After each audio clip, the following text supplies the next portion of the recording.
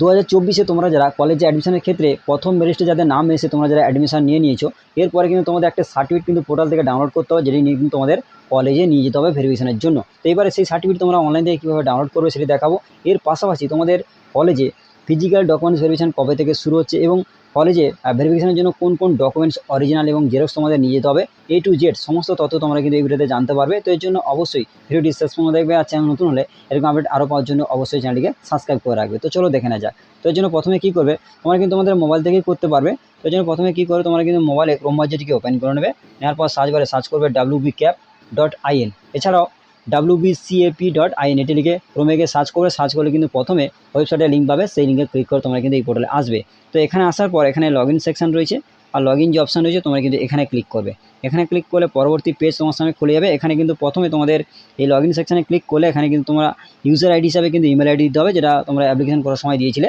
সেই email ID কিন্তু এখানে দেবে। দেওয়ার পর এখানে পাসওয়ার্ড যেটা ছিল সেই পাসওয়ার্ড এখানে দেবে। দেওয়ার পর লগ ইন এই অপশানে ক্লিক করবে। এরপরে এই পেজটি করবে, যেখানে কিন্তু তোমার নাম, ছবি এবং পুরো ডিটেলস কিন্তু এখানে দেখাবে। পেজটিকে স্ক্রল করে নিচের দিকে যাবে, যার পর এখানে কিন্তু অবশ্যই দেখাবে এবং দেখো এখানে তোমার সমস্ত জিনিসটা দেখাবে, কত টাকা দিয়ে তুমি পেমেন্ট করেছো, সাকসেস হয়েছে কিনা।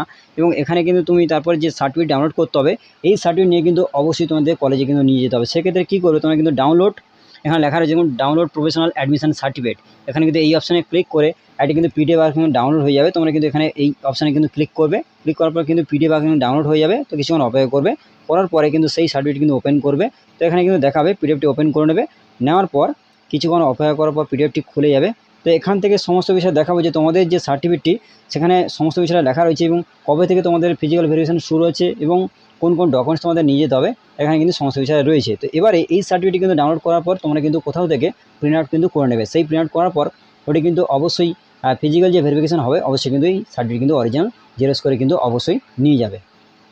তো এরপরে দেখাবো যে এখান থেকে তোমাদের যেটা দেখাবো যে এই পেজে আসার পর পেজটিকে স্ক্রল করে নিচে থেকে যাবে যে তোমাদের কবে থেকে শুরু হচ্ছে তোমাদের ফিজিক্যাল ভেরিফিকেশান এবং কোন কোন ডকুমেন্টস তোমরা সাথে নিয়ে যাবে। তো এখানে কিন্তু স্পষ্ট লেখা আছে, এই সার্টিফিকেট ডাউনলোড করার পর যখনই পিডিএফটি ওপেন করবে, এখানে কিন্তু সমস্ত বিষয় লেখা রয়েছে। দেখো এখানে কিন্তু লেখা রয়েছে, দেখো 31/7/2024 থেকে 6/8/2024 পর্যন্ত কিন্তু ফিজিক্যাল ভেরিফিকেশান হবে। অর্থাৎ প্রথম মেরিটে যাদের নাম এসেছে সেই লিস্ট অনুযায়ী যারা তোমরা পেমেন্ট করে অ্যাডমিশন নিয়ে নিয়েছো, তোমরা কিন্তু তোমাদের যে ফিজিক্যাল ভেরিফিকেশন হবে, এখানে কিন্তু সমস্ত বিষয় লেখা রয়েছে। যখনই এই পিডিএফটি ওপেন করবে, ঠিক নিচের দিকে দেখবে এখানে কিন্তু সমস্ত বিষয় লেখা রয়েছে যে ফিজিক্যাল ভেরিফিকেশন এবং কোন কলেজে, সেই কলেজের নাম কিন্তু এখানে লেখা থাকবে। এবং তারপরে কিন্তু এখানে লেখা থাকবে যে 31/7/2024 থেকে 6/8/2024, অর্থাৎ এখানে যেই ডেটটা দেখাবে সেই ডেটে, অর্থাৎ সেই তারিখে কিন্তু তোমাদের ফিজিক্যাল ভেরিফিকেশান হবে। অবশ্যই কিন্তু সেই তারিখে কিন্তু তোমাদের যেতে হবে, অর্থাৎ 31 তারিখ থেকে 6 তারিখ, অর্থাৎ আগস্টের 6 তারিখ পর্যন্ত তোমাদের ভেরিফিকেশান হবে। তো এবার আসি ভেরিফিকেশনের সময় কোন কোন ডকুমেন্টস তোমরা নিয়ে যাবে, এখানে কিন্তু সমস্ত বিষয় লেখা রয়েছে। অবশ্যই কিন্তু অরিজিনাল নিয়ে যেতে হবে।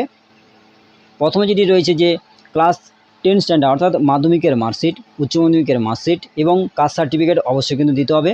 এবং যদি থাকে কাস্ট সার্টিফিকেট, নাহলে কিন্তু যদি জেনারেল হয়ে থাকো তাহলে কিন্তু দিতে হবে না। যদি কাস্ট সার্টিফিকেট আন্ডারে পড়ে থাকো, অবশ্যই কিন্তু সেই সার্টিফিকেট দিতে হবে অরিজিনাল কপি।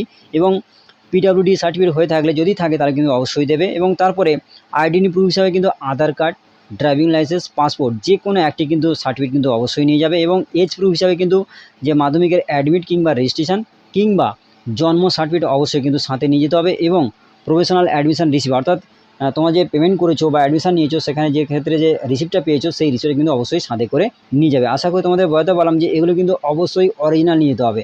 আরেকবার বলবো যে মাধ্যমিকের মার্কশিট, মাধ্যমিকের উচ্চ মাধ্যমিকের মার্কশিট এবং কাস্ট সার্টিফিকেট, এবং যদি থাকে, এবং যদি পিডব্লিউডি সার্টিফিকেট থাকে, যদি থাকে নিয়ে যাবে। এবং তারপরে আইডেন্টি প্রুফ হিসাবে আধার কার্ড বা ড্রাইভিং লাইসেন্স বা পাসপোর্ট যে কোনো একটি কিন্তু অবশ্যই নিয়ে যাবে। এবং এজ প্রুফ হিসাবে কিন্তু মাধ্যমিকের অ্যাডমিট কিংবা রেজিস্ট্রেশন বা কিন্তু জন্ম সার্টিফিকেট নিয়ে যেতে হবে। এছাড়াও তোমাদের যে অ্যাডমিশনের যে রিসিপ্ট, সেটা কিন্তু অবশ্যই নিয়ে যেতে হবে।